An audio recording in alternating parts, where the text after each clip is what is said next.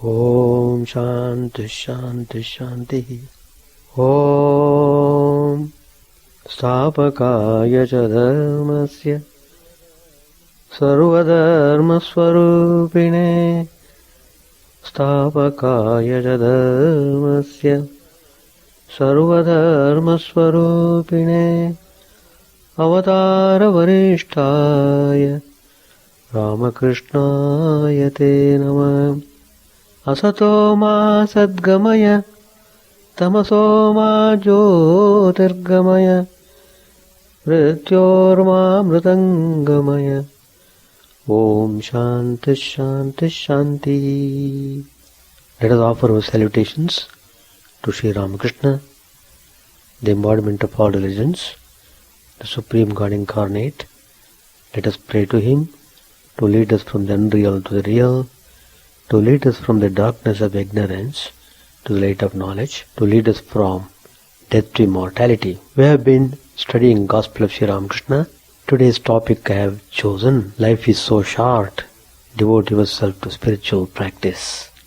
The greatest wonder and the greatest mystery is God dwells in our own heart. That is the greatest wonder. The greatest mystery is, yet we are not able to see Him. Why? It's because of the mind. Mind plays very important role in one's life. Master said in the Gospel, the aim of life is the attainment of God. Work is only a preliminary step. It can never be the end. Even unselfish work is only a means. It is not the end.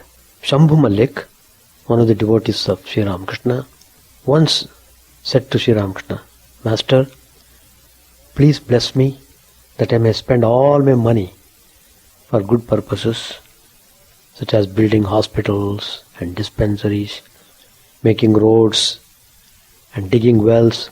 Sri Ramakrishna said to him, well, it will be good if you can do these things in a spirit of detachment, but that is very difficult. Whatever you may do, you must always remember that the aim of this life of yours is the attainment of God and not the building of hospitals and dispensaries. Suppose God appeared before you and said to you, accept a boon from me. Would you then ask Him, O God, build me some hospitals and dispensaries? Or would you not rather pray to Him, O God, may I have pure love at your lotus feet? May I have your uninterrupted vision? Hospitals, dispensaries, and all such things are unreal. God alone is real and all else unreal. Furthermore, after realizing God, one feels that He alone is the doer and we are but His instruments. Then why should we forget Him and destroy ourselves by being involved in too many activities? After realizing Him, one may, through His grace, become His instrument in building many hospitals and dispensaries. So the first priority should be to realize God.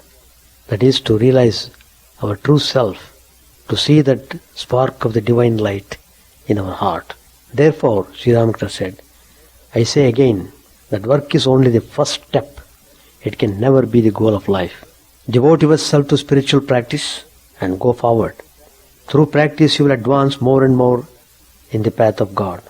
At last, you will come to know that God alone is real and all else is illusory, and that the goal of life is the attainment of God. We should never forget this, because we have forgotten this ideal, this goal. We are in perpetual suffering. We are in perpetual bondage. So, life minus God is bondage. Life with God is freedom. Once upon a time, Sri Ramakrishna tells this story. A woodcutter went into a forest to chop wood. There suddenly he met a brahmachari. The holy man said to him, Oh my good man, go forward. On returning home, the woodcutter asked himself, why did the brahmachari tell me to go forward? Some time passed. One day he remembered the brahmachari's words. He said to himself, today I shall go deeper into the forest. Going deep into the forest, he discovered innumerable sandalwood trees. He was very happy and returned with cartloads of sandalwood. He sold them in the market and became very rich. A few days later, he again remembered the words of the holy man to go forward. He went deeper into the forest and discovered a silver mine near a river. This was even beyond his dreams. He dug out silver from the mine and sold it in the market. He got so much money that he didn't even know how much he had. A few days passed. One day he thought, the brahmachari didn't ask me to stop at the silver mine. He told me to go forward. Go forward was his message. This time he went to the other side of the river and found a gold mine. Then he exclaimed, "Oh, just see, this is why he asked me to go forward." Again a few days afterwards, he went still deeper into the forest and found heaps of diamonds and other precious gems. He took these also and became as rich as the god of wealth himself. Therefore, Sri Ramakrishna says, I say that whatever you may do, you will find better and better things if only you go forward. You may feel a little ecstasy as a result of japa, but don't conclude from this that you have achieved everything in spiritual life. Work is by no means the goal of life. Go forward, and then you will be able to perform unselfish work. But again I say, that is most difficult to perform unselfish work. Therefore, with love and longing in our heart, pray to God, O God, grant me devotion at thy lotus feet and reduce my worldly duties. Please grant me the boon that the few duties I must do may be done in a detached spirit. If you go still farther, you will realize God. You will see Him. In time, you will converse with Him. So God is real. That is the substance of Sri Ramakrishna's teaching. That is absolute reality. It can never change. It is always present. So, we should strive through spiritual practices to see the Divine Lord in our heart. Sri Ramakrishna again said, true, when a man dies after attaining knowledge, he doesn't have to go to another plane of existence. He is not born again. But as long as he has not attained knowledge, as long as he has not realized God, he must come back to the life of this earth. He can never escape it. For such a person, there is a hereafter. A man is liberated after attaining knowledge, after realizing God.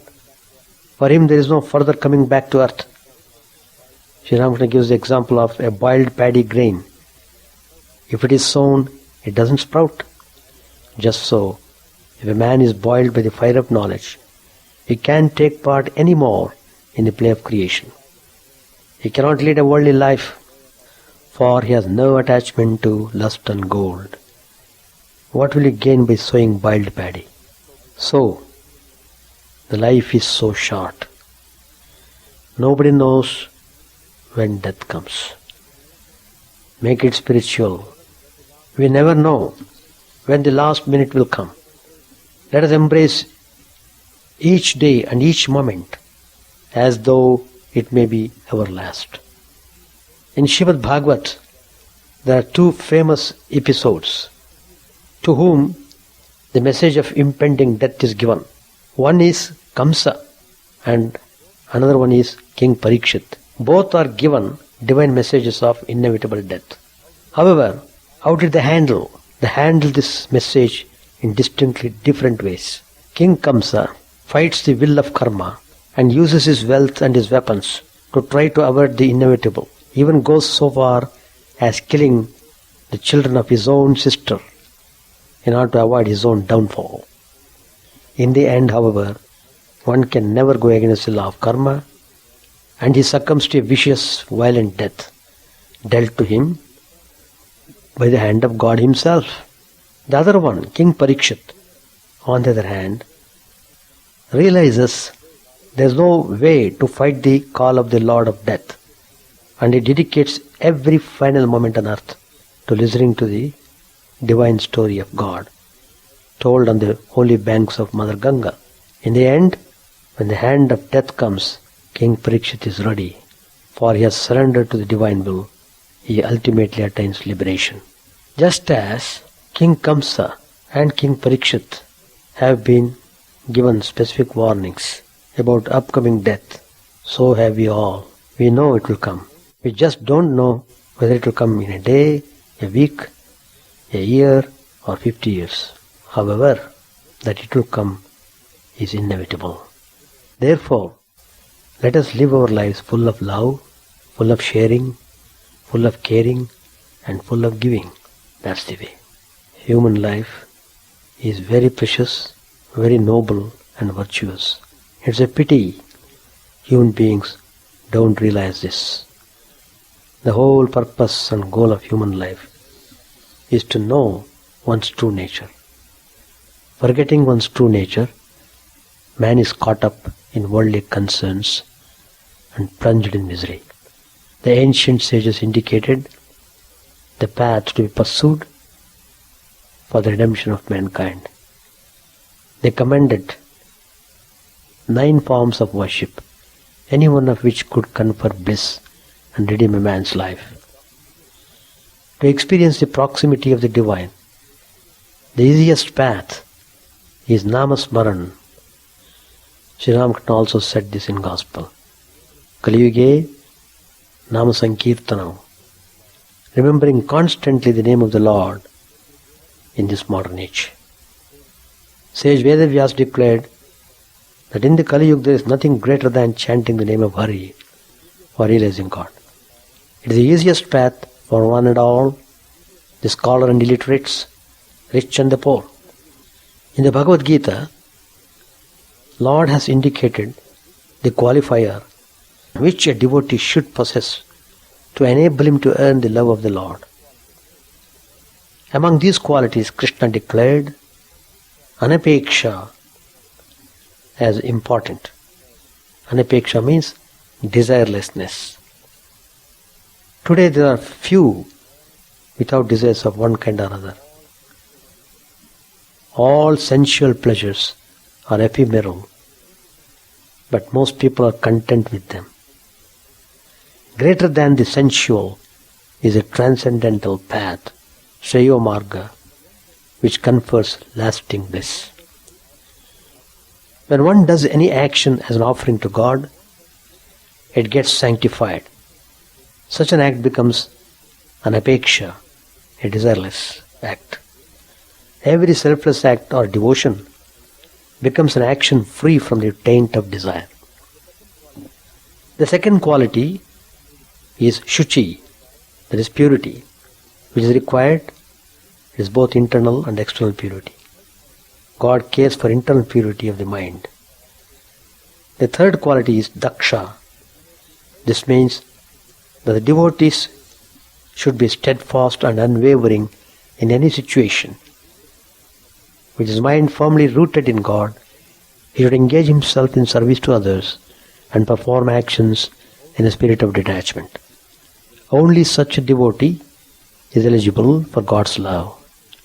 He is unaffected by pleasure or pain, gain or loss, or what happens in the mundane world. The fourth quality is udasinaha, indifference to the external happenings. The fifth quality is freedom from egoism and possessiveness. One should get rid of the idea of doership and ownership and surrender everything to God. When we come into this world, we didn't bring anything. When we leave this world, we don't take anything. How true it is. Still we don't learn. Keep on hoarding, possessing, fighting for the property, all sorts of things. Human birth is a mark of divinity. What is essential is to recognize the indwelling divinity and live on that basis. Where is God? He dwells in the heart of everyone. Ishvara sarvabhutanam uddeshe arjuna tishtati. It has been clearly stated. And if you focus your mind on the divine light inside your heart, in course of time you realize it. To experience the divinity within, one has to see the divine in all others and render them service in that spirit. Liberation, objective of human life.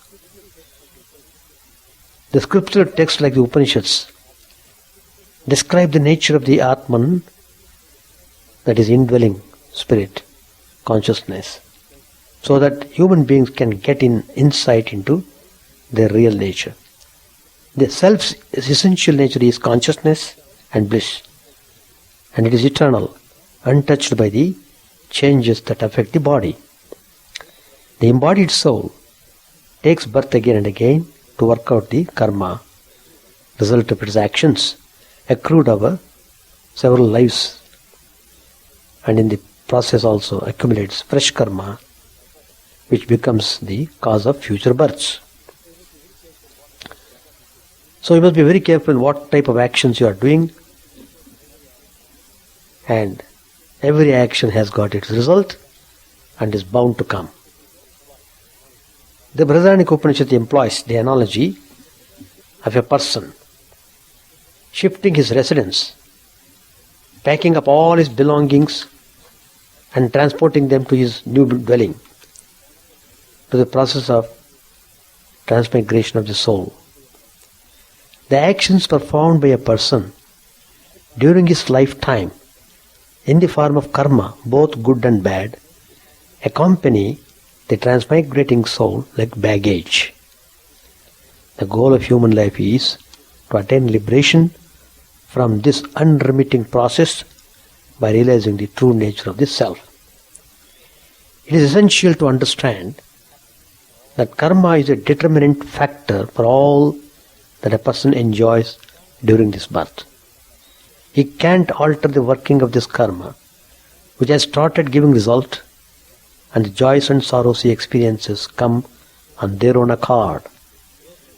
Where then is the scope for man to alleviate his condition?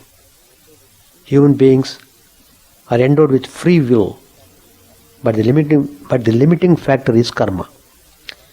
Man can, by exercising his choice wisely, strive for liberation and also lead a moral life so that he can evolve spiritually, even if his karma entails more births. Just as a mango retains its connection to the tree because of the stem, the body is bound to the soul by ignorance. The simile can be extended further to understand the enigma of human birth and death. It is common knowledge that the mango falls down on its own accord at the right time when it is ripe. So also the human body will drop according to the depletion of the karma which was responsible for its birth. One may wonder why the Upanishads, which deal with the subject of man's liberation from bondage, touch upon the existential facts of human life like birth and death, which are common knowledge. Ignorance blinds man, and hence the scriptures by constant reiteration reminds him of his mortality so that he will aspire for liberation and develop detachment to worldly pursuits and relationships. Every moment of one's life is precious and must be utilized to evolve towards the goal of liberation by engaging in devotional activities. Most people in the world do not know the true significance of life. Many do not even seem to care about it. 1 in a million may be concerned about knowing the purpose of life. This concern is the first step in the journey towards the ultimate goal. Most young men are content to regard eating, sleeping, dressing, and rearing a big family as the main aims of living. All these doubtless are necessary to some extent, but they alone cannot contribute to peace of mind or fullness in life. The phenomena of the external world are what the eyes see, the ears hear, and the mind cognizes. All these are sensory phenomena. Beyond the senses is the mind, and greater than the mind is the buddhi, intellect.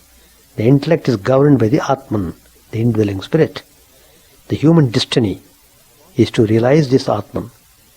Among the sense organs, the most powerful is the mouth, which has the powers of speech and consuming food. When the mouth is under control of the mind, all other senses can be controlled. Speech should be restrained as much as possible. Then the attention of the mind should be directed towards the buddhi, which has the power of discrimination. When the buddhi is turned towards the Atman, the indwelling light, it begins to recognize the all-pervading consciousness. The inextricable connection between the phenomenal world outside and the world of consciousness inside eludes the understanding of ordinary people. Immersed in the desire for enjoying worldly pleasures, they don't attempt to discover the boundless joy to be derived from the inner spirit. This is because all the sense organs are open only to experiences from outside. It is not surprising that the common person is subject to the outward vision. Only a few develop the inner vision and enjoy spiritual bliss. Is it the body that derives joy from looking at a thing of beauty, or is it the Atman? What is it that relishes the food that is consumed? The body or the spirit? What is it that enjoys fragrance or is moved by companionship? Inquiring in this manner, it will be found that it is the Atman that is the enjoyer and not the physical body. The body by itself is gross and is incapable of experiencing joy. It must be realized that the spirit transcends the mind and the intellect and pervades. The spirit transcends the mind and the intellect and pervades the entire cosmos. The spirit is the basis for the cognition of the external world and experiencing the inner world. The Vedas and Vedangas, music, literature, physics and chemistry, botany and biology, all these different branches of knowledge, they are all related to the phenomenal universe. They belong to the category of aparavidya, the secondary knowledge. People devote their lives mainly to these studies. Only knowledge of the spirit is paravidya, the supreme knowledge. Aparavidya means worldly knowledge. It is pursued mainly for earning a living. But even worldly knowledge exists to point the way to spiritual awareness. Without spiritual knowledge, all other knowledge is valueless. Every man has to inquire every moment about the purpose and goal of life. Eating, drinking, sleeping and passing on cannot be the meaning of human life. All these are common to birds and beasts. What's the uniqueness of man? He is endowed with faculties which can enable him to rise above the animal to the human and the divine level. Speech, mind and breath, they are manifestations of the Atman. Each is related to a state of consciousness. They are the waking state, dream state and deep sleep state. In the waking state, man is awake and experiences the outer world through sight, hearing, speech and other senses. The phenomenal universe is what one experiences through the five sense organs.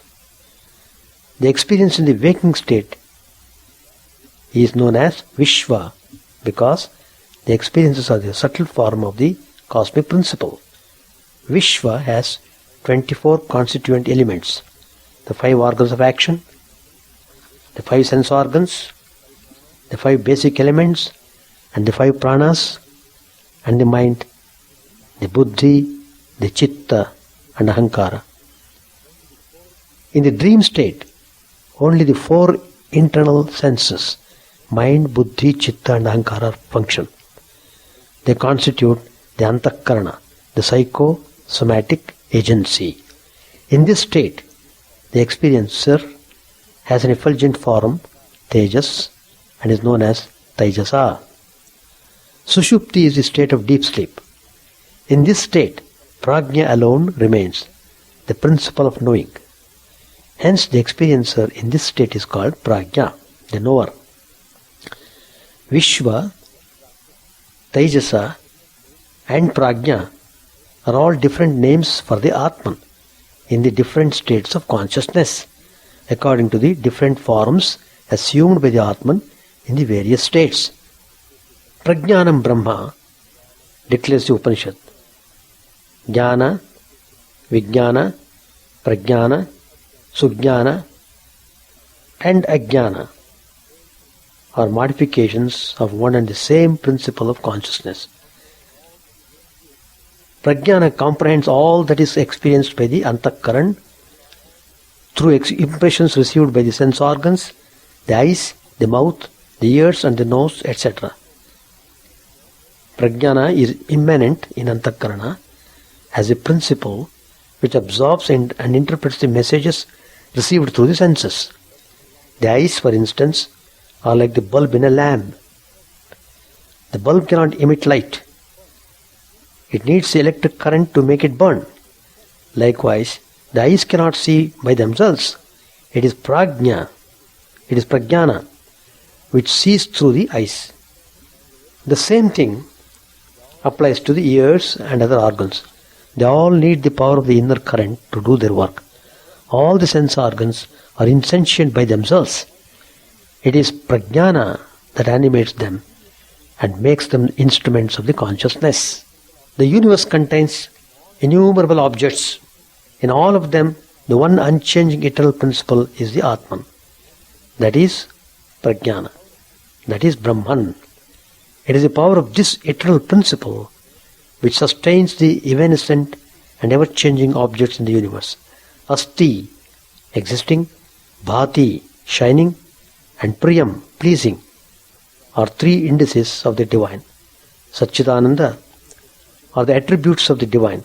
Sat indicates permanence, Chit indicates omniscience, Ananda is a state of unalloyed bliss. These three attributes of the divine are changeless and have no form or name. When these three get associated with objects which have name and form, we have the prapancha, the quintuple phenomenal universe. The cosmos is permeated by the divine. Even if you are unable to see it, the divine is present in everything. All our senses function because of the consciousness that operates in every being. Without that consciousness, man would be an insentient creature. The different states of consciousness are mutually exclusive. You can't experience in one state what you have gone through in another. For instance, in a dream, you may weep over the death of a person. But when you wake up, you won't weep for the person who died in the dream. What happened in the dream is true only in the dream state. In the waking state, it is unreal. Likewise, we do not lament in a dream over a person who died in the waking state. Each experience is real only in its state of consciousness. But the one principle that is common to all the states of consciousness, waking, dream and deep sleep, is the Atman. Atman is not bound by the limitations of time, space and circumstance. The body is impermanent, but it is the abode of the indwelling spirit. It is a shrine, and when it moves, the divine moves with it. Hence the body should be cared for in the same way, in which an iron safe, which is of the little value in itself, is safeguarded for the sake of the valuables kept in it. What is it that binds man to the illusory world? It is not family or property. These can be given up when one wishes to do so. But what are the most difficult to renounce are attachment and hatred, ragadvesh, likes and dislikes. As long as these are dominant in man, he can't realize his true self. And as long as man remains unaware of his true self, he is in bondage. For a man in bondage, there is no freedom from suffering or worry. Students should remember that life is precious and should not be wasted in the pursuit of trivial and temporary things. Together with academic studies, they should cultivate spiritual sadhana. Even in academic studies, they should not confine themselves to merely transferring to the memory what is contained in books. They must digest what they have studied and put their knowledge to practical use in the service of society. Try to absorb what is contained in the books and make this knowledge a part of your life. Just as water stored in reservoir is used for irrigation through canals, the knowledge acquired by you should be diverted to useful channels for the benefit of society. Today, everyone talks about his rights and fights for them, but they are forgetting their duties and responsibilities. Rights and duties are like the positive and negative ends of a battery. They go together. When duties are discharged properly, rights will be secured of their own accord. How can rights be ensured without the due performance of duties? Recognize your responsibilities. That will make you deserve your rights. Develop largesse of heart. The heart is not a physical organ. It derives its name Hridaya from the fact that it is a seat of compassion, Daya. Develop the compassion for all. Go forward from the narrow feelings of I and mine to we and ours. It is not easy to comprehend the formless, attributeless, infinite divine. The truth of the divine has to be discovered and experienced by each one. The divine is omnipresent, but we must lead a life of truth and godliness based on this conviction. So, it is very important that we should certainly focus on the spiritual practice. In this short life, we have to achieve the spiritual goal of realizing the truth. So, how important it is, and it depends upon how much care and attention we give towards spiritual practice. Sri Ramakrishna tells very clearly, life is so short, devote yourself to spiritual practice. Let us try to do that. Haldar said, page 952, Gospel of Sri Ramakrishna. Dr. Srinath studies Vedanta. He is a student of the Yoga Vasishtha. Master said, a householder should not hold the view that everything is illusory like a dream. Referring to a man named Kalidas, a devotee said, he too discusses Vedanta, but he has lost all his money in lawsuits. Master said smilingly, yes, one proclaims everything to be Maya and still one goes to court. To Rakal Mukherjee of Janai to Rakal, Sri Ramakrishna said, Mukherjee of Janai too talked big, but at last he came to his senses. If I were well, I should have talked a little more with Dr. Srinath. Can one obtain jnana just by talking about it? Haldar said, you are right, sir. I have seen enough of jnanas. Now all I need is, in order to live in the world, is a little bhakti. The other day I came to you with a problem on my mind and you solved it. Master said eagerly, what was it? Haldar said, sir, when that boy, pointing to younger Naren, came in, you said he had controlled his passions. Master said, yes, it is true. He is totally unaffected by worldliness. He says he doesn't know what lust is. To Yam, Sri Ramakrishna said, just feel my body. All the hair is standing on end. The Master's hair actually stood on end at the thought of a pure mind totally devoid of lust. He always said that God manifests himself where there is no lust. Rakal Haldar took his leave. Sri Ramakrishna was seated with the devotees. A crazy woman had been troubling everybody in order to see the Master. She had assumed toward him the attitude of a lover and often ran into the garden house and burst into the Master's room. She had even been beaten by the devotees, But that did not stop her. Shashi said, if she comes again, I shall show her out of the place. Master said tenderly, no, no, let her come and go away. Rakal said, at the beginning, I too used to feel jealous of others when they visited the Master, but he graciously revealed to me that my Guru is also the Guru of the universe. He has taken this birth. Has he taken this birth only for a few of us? Shashi said, I don't mean that. But why should she trouble him when he is ill and she is such a nuisance? Rakal said, we all give him trouble. Did we all come to him after attaining perfection? Haven't we caused him suffering? How Narendra and some of the others behaved in the beginning? How they argued with him? Shashi said, whatever Narendra expressed in words, he carried out in his actions. Rakal said, how rude Dr. Sarkar has been to him. No one is guileless, if it comes to that. Master said to Rakal tenderly, will you eat something? Rakal said, not now, later on. Sri Ramakrishna asked Yam by a sign whether he was going to have his meal there. Rakal said to Yam, please take your meal here. He is asking you to.